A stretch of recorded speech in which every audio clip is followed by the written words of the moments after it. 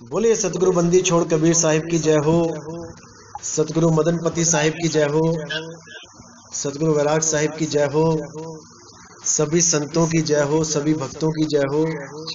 सकल हंस को बंदगी साहिब बंदगी। तो आज हम जिस टॉपिक पे जिक्र करेंगे वो है कथनी और करनी पे। पिछली बार जो सत्संग किया था बहुत छोटा हुआ था कथनी करनी पे, क्योंकि कथनी करनी पे तो जितना मर्जी बोल लो वो सारी उम्र के लिए कम है, क्योंकि सारा खेल ही कथनी और करनी का ही है। जब तक आप कथनी से करनी पर नहीं जाते हो जब तक बात नहीं बनने वाली। क्योंकि साहिब ने बहुत बोला कथनी और करनी के ऊपर कि कथनी के सूरे घड़े थोथे बांधे तीर और बिरह बाण जिनके लगा तिनके बिकल शरीर। यानी कथनी के तो सूरे बहुत मिल जाएंगे, बहुत हैं, लेकिन करनी वाले बहुत कम हैं। क्योंकि करनी में अपने मन को बांधना पड़ता है, मन को मारना पड़ता है, वो सबके बस की बात होती नहीं है। तो इसलिए ज्यादा कथनी पे ही जोर दिया जाता है। मैंने भी हर सत्संग में ज्यादा जोर करनी पर ही लगाया है। जैसे कई लोग जो हमारे सत्संग को सुन के हमारे साथ ज्वाइन हुए और उनके अंदर चाव उत्पन्न हुआ कि हम भी प्रचार करें, हम भी लोगों को जगाएं, तो मेरा हमेशा यही उद्देश्य रहा है सबसे पहले कि आप वो काम करो, वो चीज बताओ लोगों को जो आपने स्वयं अनुभव की है। अगर आपने स्वयं उस चीज को अनुभव नहीं किया है तो कहीं ना कहीं पे आके आप उलझ जाओगे, कहीं ना कहीं आप उलझ जाओगे। क्योंकि जब सामने से सवाल जवाब होंगे, जब सामने से सवाल जवाब होंगे तब आपको उनका उत्तर नहीं मिलेगा, क्योंकि आप केवल सुनी सुनाई बात कर रहे हो। सुनी सुनाई बात करने से कुछ नहीं होगा भाई, आपको अनुभव करना ही पड़ेगा। और जब अनुभव ज्ञान बोलता है तो लिखी लिखाई बात को भी मिथ्या किया जा सकता है। कबीर साहब ने बहुत जगह बोला कि जब लग ना देखूं अपनी नैनी और तब लग ना मानूं गुरु की कहनी। उन्होंने गुरु की कहनी पे भी उंगली उठा दी कि अगर गुरु भी केवल कहता है और उस चीज का आपको अनुभव नहीं होता है तो आप गुरु से भी सवाल कर सकते हैं। मैं ये नहीं कहता कि गुरु गलत है, क्या पता शिष्य में कोई चूक हो, शिष्य उस चीज को सही से नहीं कर पा रहा हो, गुरु ने कुछ बताया और चेला कुछ और करने लगा हो, ऐसा भी हो सकता है। लेकिन कबीर साहब के कहने का मकसद एक ही था कि गुरु धारण करो।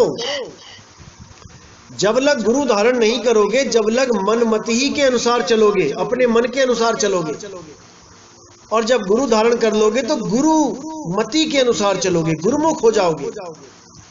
इसलिए साहिब ने बोला जब लग न देखूं अपनी नैनी, जब तक तुम स्वयं अपनी नैनों से नहीं देख लो, यानी उसका अनुभव ना कर लो, तब लग न मानू गुरु की कहनी। तब लग गुरु की कहनी को नहीं मानना है। तो सबसे गूढ़ विषय है कथनी, करनी और रहनी। इन तीनों पे ही एक भगत का, एक संत का, एक साधु का जीवन टिका होता है। शुरुआत कथनी से होती है, उसके बाद रहनी आ जाती है, करनी आ जाती है, और अंत में रहनी आ जाती है।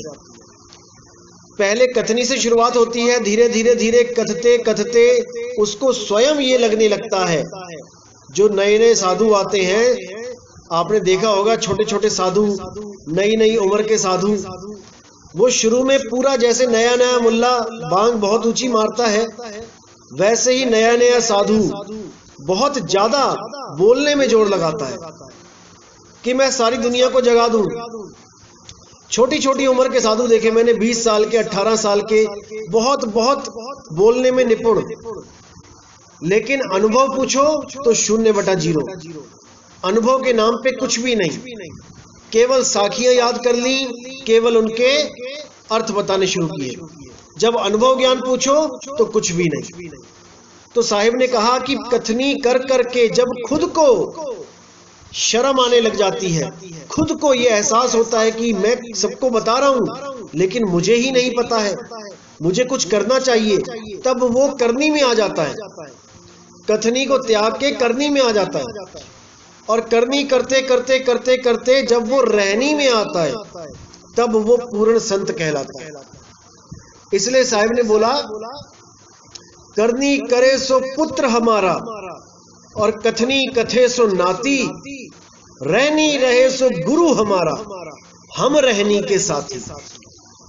कथनी करने वाले बहुत से हैं लेकिन करनी कोई एक कर पाता है, और करनी करने के बाद रहनी में भी कोई करोड़ों में एक रह पाता है, क्योंकि रहनी बहुत मुश्किल है, बहुत मुश्किल है रहनी। तो रहनी रहे सो गुरु हमारा, हम रहनी के साथी। रहनी क्या होती है इसके ऊपर अलग से एक सत्संग करूंगा, आपको समझ में आएगा रहनी क्या होती है। क्योंकि कुछ लोग सोचते हैं लंगोटी ले ली, चोला पहन लिया, हो गई रहनी, पानी छान के पीने लग गए, टोटियों में कपड़ा लगा दिया, हो गई रहनी, या फिर अपने हाथों से अपना खाना बनाना शुरू कर दिया, कहीं होटल में खाना नहीं खाया, किसी ढाबे पे खाना नहीं खाया, हो गई रहनी, या दिन में कितनी बार खाया, सूर्य अस्त से पहले खाया या बाद में खाया, हो गई रहनी। लोग इसी को रहनी समझ रहे हैं, जबकि रहनी के पीछे बहुत गुप्त भेद है। जब ये भेद खोला जाएगा तब आपको समझ में आएगा क्यों साहिब ने कहा कि रहने रहे सो गुरु हमारा और हम रहनी के साथी।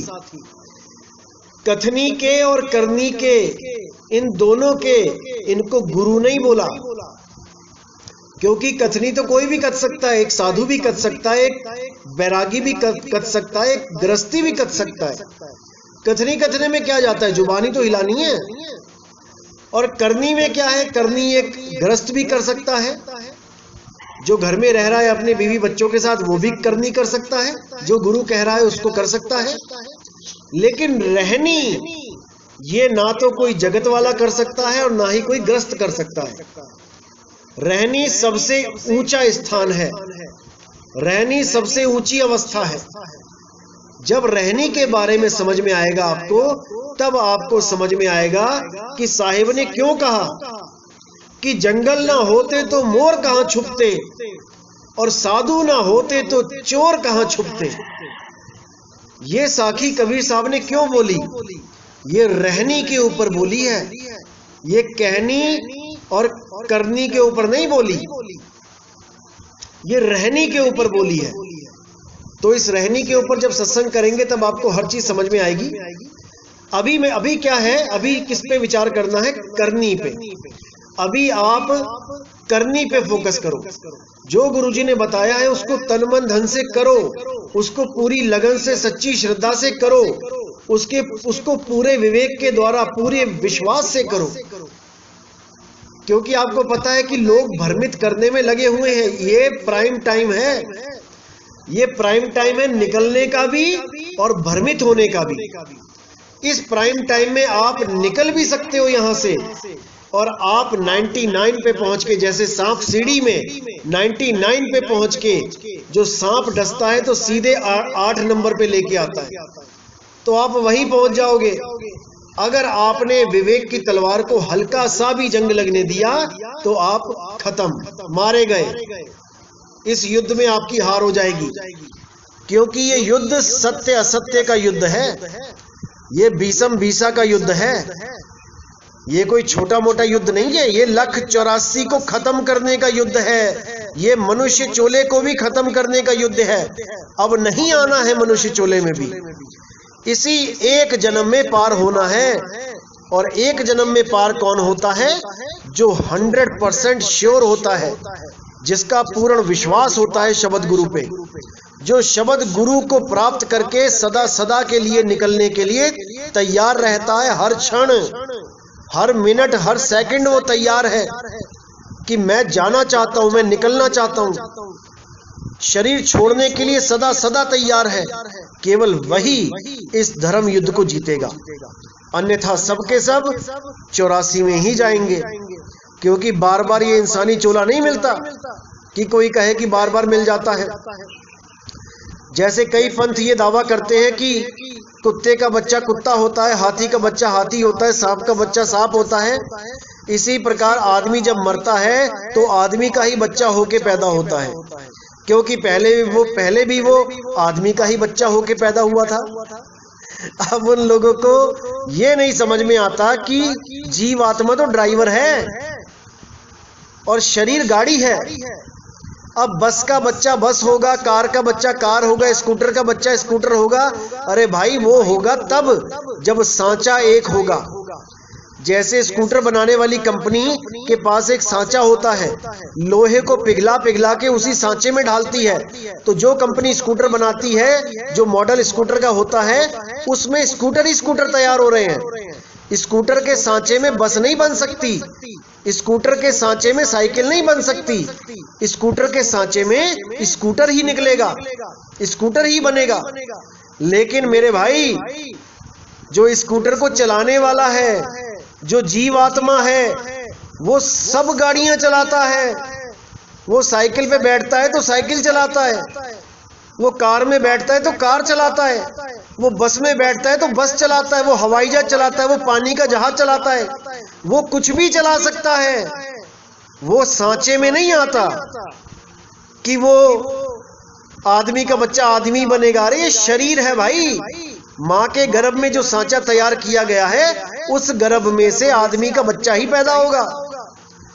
हाथी के हथनी के गर्भ में जो सांचा तैयार किया गया है, उससे हाथी ही निकलेगा। कुतिया के गर्भ में जो सांचा तैयार किया गया, उससे कुत्ता ही निकलेगा, कुतिया ही निकलेगी, पिल्ला ही निकलेगा। लेकिन उसके अंदर जो जीवात्मा है, वो 84 में धक्के खा रही है भाई। उसको जानना है, वो ड्राइवर है, वो हर गाड़ी चला सकती है। उसको जानना है कि ड्राइवर कौन है, ना कि शरीरों के चक्कर में पड़ना है कि आदमी का शरीर है तो आदमी ही पैदा होगे। अरे फिर तो वो कुत्ते का बच्चा तो कभी मुक्ति नहीं हो सकता। जो 184 में भटक रहे हैं, वो तो कभी मुक्त हो ही नहीं सकते, क्योंकि वो जिस जूदी में पैदा हुए हैं उसी में मरेंगे, फिर से उसी में पैदा हो जाएंगे। यहाँ पे इनकी थ्योरी ही फेल हो जाती है। इसीलिए बार बार संतों ने बोला, कई जन्म भय कीट पतंगा, कई जन्म गज मीन कुरंगा, कि कितनी बार हाथी, कीड़े मकोड़े, घोड़े, पता नहीं क्या क्या बनते बनते बनते आज हम इंसान जन्म में पहुंचे हैं। और आज हम अगर भक्ति नहीं करेंगे तो हम वापस वहीं पहुंच जाएंगे जहां से हम आए हैं। इसलिए बार बार साहिब ने चेताया है, बार बार समझाया है कि भाई सबसे पहले इस जीव को पहचानो, जीव क्या है। जब जीव को पहचानोगे तब पीव की पहचान होगी। अगर जीव को ही नहीं पहचान पाए तो अपने आप को आदमी समझते रहोगे, औरत समझते रहोगे। आप आदमी और औरत नहीं हो, आदमी और औरत प्रकृति है। 5 तत्व, 25 प्रकृति, 3 गुण, मन और माया का समावेश जब होता है तो आदमी और औरत बनते हैं, शरीर बनते हैं। अगर ये 5 तत्व हटा दो तो फिर आप कहाँ हो, कहाँ है आपका शरीर? आप कौन सी औरत हो, कौन से आदमी हो? सब खत्म हो जाएगा। आप 5 तत्व नहीं हो भाई, आपके द्वारा 5 तत्व चल रहे हैं। आपका शरीर 5 तत्वों का बना है। शीशे में देखो अपनी फोटो, अपनी शक्ल देखो, क्या दिखाई दे रहा है? आप नहीं दिखाई दे रहे हो, आपका शरीर दिखाई दे रहा है। 5 तत्व दिखाई दे रहे हैं। यही 5 तत्व अलग अलग कर दो तो क्या बन जाता है? हवा, पानी, आग, धरती, आकाश, ये पांचों जब खुल जाते हैं तो ये पांचों तत्व 5 तत्वों में मिल जाते हैं। लेकिन आप कहाँ गए? आप कहाँ समाओगे जाके? अगर आपको अपना घर नहीं पता, दोबारा शरीरों में आ जाओगे। इसीलिए साहिब ने बोला, करनी करो, कथनी तो कथ ही रहे हो, करनी करो। करनी के द्वारा आपको पता लगेगा कि आपने समाना कहां है। इसीलिए साहिब ने बार बार समझाया, पानी में पानी मिला, मिला पौन में पौन, और मैं तो से पूछूं पंडिता, इनमें मरा कौन। पानी में पानी मिला, हमारे शरीर में 70% पानी है। जब हमारा अंत होगा, यानी कि हमारे शरीर का अंत होगा, हमारा अंत नहीं होता है, हमारे शरीर का अंत होगा, तो 70% पानी कहां जाएगा? वो पानी में मिल जाएगा। पानी में पानी मिला, मिला पौन में पौन। हवा कहां जाएगी? हवा में मिल जाएगी। मिट्टी कहां जाएगी? मिट्टी में मिल जाएगी। अग्नि कहां जाएगी? अग्नि में मिल जाएगी। शून्य कहां जाएगा? आकाश में मिल जाएगा। लेकिन आप कहां जाओगे, ये विचार करो। इस कच्चे घड़े में, इस माटी के पुतले में आपको उलझा दिया गया है। इस मिट्टी का घर जब छोड़ोगे तब कहां जाओगे? ये हंसा कहां विश्राम करेगा? किसी को इसकी खबर नहीं है।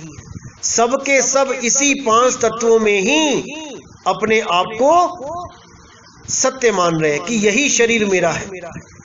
और ऐसे ऐसे गुरु आपको भ्रमित कर रहे हैं कि आप स्वर्ग में चले जाओगे, वहां पे भी आपको शरीर मिलेगा, वहां पे अप्सराएं नाचेंगी, आप वहां पे डांस देखोगे, वहां सोमरस पियोगे, शराब पियोगे। यहाँ पे शराब पीने नहीं दे रहा कोई। शराब पी के मंदिर में नहीं जा सकते आप दर्शन करने किसी देवी देवता के, लेकिन स्वर्ग में आपको शराब पिलाई जा रही है। बताओ, ऐसा भ्रम जाल डाला हुआ है कि कोई समझ ही नहीं पा रहा कि हो क्या रहा है हमारे साथ। इसको अच्छी तरह समझना पड़ेगा आपको, क्योंकि ये जीवन आपका है। आपका जीवन आपको ही संभालना है, कोई और नहीं संभाल सकता। एक एक चीज आपको ही समझनी है। अगर अभी नहीं समझे भाई तो कभी नहीं समझोगे। इसलिए साहिब ने बार बार बोला कि इससे पहले कि ये शरीर छूट जाए, आपको अपना असली घर पता होना चाहिए। अब बहुत से लोग लगे हुए हैं आजकल बोलने में कि परमात्मा हृदय में रहता है, दिल में रहता है। भाई, परमात्मा दिल में नहीं रहता है। अगर परमात्मा हृदय में रहता होता तो इस हृदय की धड़कन को रोकने वाला कोई माई का लाल पैदा ना हुआ होता। लेकिन ये धड़कन रोक दी जाती है। अगर परमात्मा का वास हृदय में है तो धड़कन किसने रोक दी? कौन है जो परमात्मा से भी बड़ा हो गया? नहीं। और परमात्मा तब कहां रहता था? जब ये दिल भी नहीं बना था, हृदय भी नहीं बना था, मां के गर्भ में दिल की धड़कन भी पैदा नहीं हुई थी, तब वो परमात्मा कहां रहता था? कोई विचार नहीं कर रहा। परमात्मा सदा सदा से अजूनी है, परमात्मा सदा सदा से विदेही है। उस परमात्मा को जान नहीं पा रहे लोग। सबको वो परमात्मा विदेही अवस्था में ही मिलेगा। देह में जिसने भी आज तक ढूंढा वो कभी पार नहीं हो पाया, वो कभी मुक्त नहीं हो पाया। इसीलिए नानक साहब ने बार बार बोला, अजूनी सैभंग, अजूनी सैभंग, यानी वो जूनों में नहीं है भाई। अरे जून क्या होती है? ये पिंजड़ा, ये 5 तत्व का पिंजड़ा, इस पिंजड़े में परमात्मा को कैद कर दिया है। और अगर पिंजड़े में परमात्मा है तो पिंजड़े तो अनंत है। यहाँ पे हर पिंजड़े में एक परमात्मा हो गए तो कितने परमात्मा है यहाँ पे?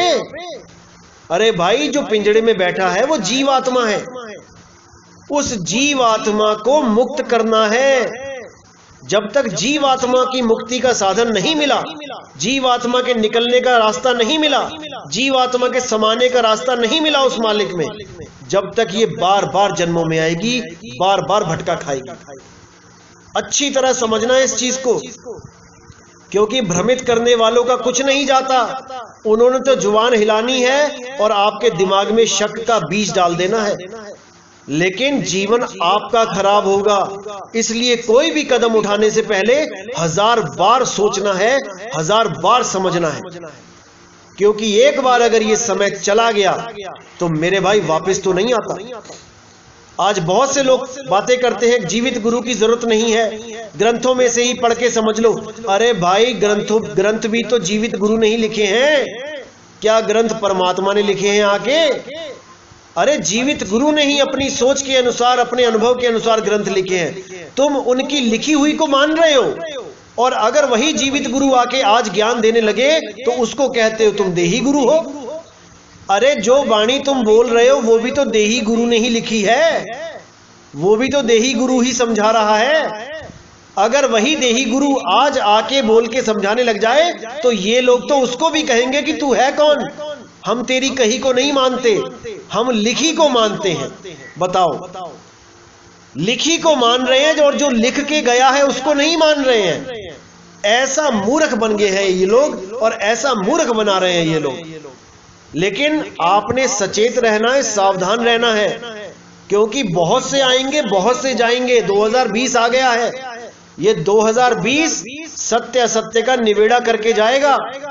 बहुत प्राइम टाइम है ये, आप बहुत किस्मत वाले हो जो आपके जीवन में ये 2020 आया है।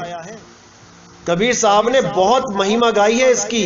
जब आगे मैं सत्संग में खोलूंगा संतों की वाणियां तब आपको पूरा समझ में आएगा कि कितना इंपॉर्टेंट है ये साल। आप अपने जीवन में ही देख लो, क्या कभी 1-1, 2-2 महीना आप घर में बैठे हो और आपको सैलरी भी आ रही है कईयों को तो इसीलिए, और जो नहीं भी सैलरी जिनको मिल रही है वो भी अपना खा रहे हैं और घर में बैठे सत्संग सुन रहे हैं, कुछ ना कुछ खोज कर रहे हैं। कितने फोन आए मुझे, कितने फोन की इस लॉकडाउन में आपका सत्संग मिला जी, निहाल हो गए, सत्य का पता लगा। मैंने यही बोला, मैंने कहा ये प्राइम टाइम है, इसका फायदा आपको तभी पता लगेगा जब 2020 का दिसंबर आएगा। तब आपके सामने सारी वाणियां जब खुल जाएंगी तब आपको समझ में आएगा ये कितना इंपॉर्टेंट समय चल रहा है। क्योंकि कबीर साहब की यही वाणियां, नानक साहब की यही वाणियां 300-300, 400-400, 500-500, 600-600 साल हो गए, लेकिन इन वाणियों को आज तक कोई खोल नहीं पाया। ये वाणियां आज तक छुपी हुई थी, एक भी गुरु ऐसा नहीं आया जिन्होंने इन वाणियों को उठा के समाज के सामने रखा हो। अगर किसी ने बीच में से 2-4 लाइनों को रखा भी है तो तोड़ मरोड़ के रखा है, केवल अपने ऊपर सिद्ध करके रखा है, अपने ऊपर वाणियां सिद्ध करने में लगे रहे। लेकिन कबीर साहब क्या कहते थे, मूल वाणी क्या थी, ये कोई नहीं बता पाया। तो मेरे भाई अच्छी तरह समझना है, 2020 के दिसंबर तक एक एक वाणी खोल दी जाएगी, केवल सृष्टि रचना के अलावा। क्योंकि सृष्टि रचना वो चाबी है जो चाबी सबको ऐसे ही नहीं दी जा सकती। वो अनमोल चाबी है, वो कुंजी है इस संसार से पार होने की, भवसागर से पार होने की। क्योंकि जो जानता है कि मकान कैसे बना है या कोई भूल भुलैया है वो कैसे बनी है, वही उसका रास्ता जानता है निकलने का। जिसने भूल भुलैया का डिजाइन देखा है कि कहां से कहां जाना है, वही समझ सकता है कि भूल भुलैया से कैसे निकला जाएगा। जो आज की पैदाइश है, जो आज के लोग हैं, वो भूल भुलैया में जाके नहीं निकल सकते, क्योंकि उनको वो राज ही नहीं पता है कि ये कहां से बनानी शुरू की और कहां इसका निकास द्वार है। तो इस भूल भुलैया से, ये शरीर भी एक भूल भुलैया है। जो पिंडे सो ब्रह्मंडे, आप रॉकेट के ऊपर भी बैठ के निकलोगे ना इस संसार का अंत खोजने, इसका अंत खोज नहीं पाओगे। शून्य में चलते ही चले जाओगे, चलते ही चले जाओगे, इसका अंत नहीं मिलेगा। क्योंकि इसका अंत केवल सतगुरु जानता है कि इसका अंत कहां पे है। इस 3 लोक का अंत जहां से है वहां पे चौथे लोक का शुरू है। जहां काल की हद खत्म होती है वहां दयाल की हद शुरू होती है। लेकिन इस काल ने बहुत अड़ंगे लगा रखे हैं वहां पे भी। बहुत सी नकली धुनें, बहुत सी नकली प्रकाश, बहुत सी झिलमिल ज्योति, बहुत कुछ रखा हुआ है ताकि ये जीव कहीं ना कहीं उलझ जाए। लेकिन सतगुरु जब शब्द का लखाव करता है, लखाव का मतलब होता है पहचान कराना, शब्द की पहचान करना कि शब्द क्या होता है। शब्द अनुभव होता है तो क्या अनुभव होता है, शरीर में क्या होता है, शरीर से बाहर क्या होता है, सूरत को क्या अनुभव होता है, वो सारे अनुभव शेयर होते हैं। उसी से क्रॉस चेकिंग होती है कि आपको सत्य मिला कि नहीं मिला। और जब सत्य का प्रकट हो जाता है तब सतगुरु निश्चिंत हो जाता है कि अब इस जीव को कोई रोकने वाला नहीं है, अब इस जीव की मुक्ति होनी ही होनी है, अब इसको कोई फंसा नहीं सकता, क्योंकि उसने शब्द का लखाव करा दिया है। लखाव यानी पहचान। कई लोग सोचते हैं लखाव का मतलब होता है दिखा देना। अरे परमात्मा कोई देखने की चीज थोड़ी नहीं है, कि वो दिखाई देगी। जैसे दर्द और आनंद ये देखने की चीज नहीं भाई, ये महसूस करने की चीज है। जैसे विरह, लगन ये देखने की चीज नहीं है, ये महसूस करने की चीज है। इसी प्रकार शब्द गुरु भी देखने की चीज नहीं है, वो अनुभव करने का विषय है, अनुभूति का विषय है। जब उसको अनुभव करोगे तभी आपका जन्म और मरण खत्म होगा। इसके अलावा आपका जन्म मरण खत्म नहीं हो सकता। अनुभूति के अलावा सब असत्य है, सब कथनी है। तो इसको अच्छी तरह समझना है मेरे भाई। तो आज का सत्संग यहीं समाप्त करेंगे और कल मिलते हैं 5:30 बजे। साहिब बंदगी सतनाम।